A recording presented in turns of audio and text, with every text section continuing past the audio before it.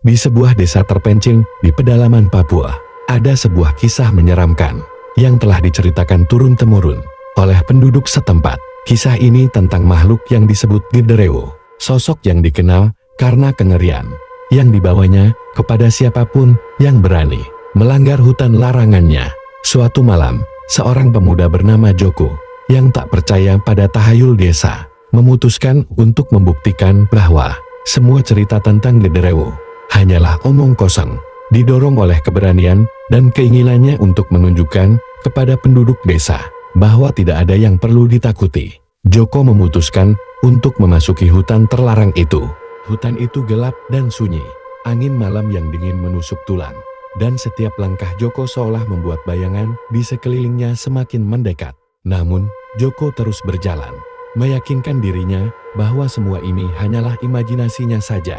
Ia mulai tertawa kecil saat membayangkan betapa bodohnya penduduk desa mempercaya cerita-cerita tak berdasar itu.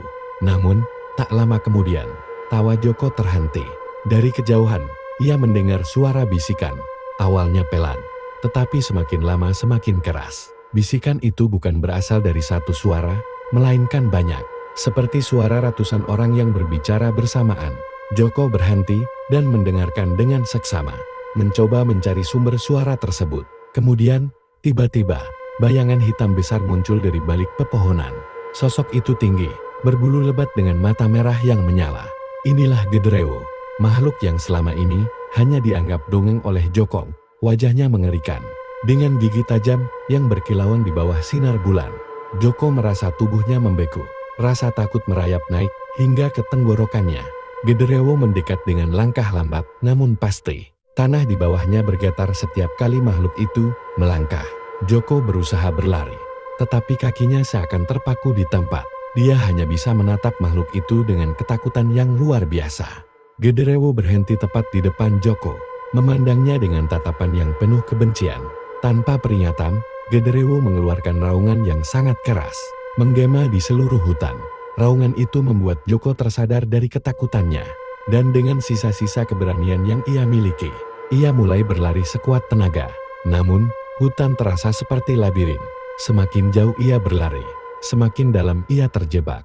Saat itulah Joko menyadari bahwa ia tak akan pernah bisa keluar dari hutan ini. Genderewo telah mengutuknya, dan malam itu menjadi yang terakhir kalinya ia terlihat.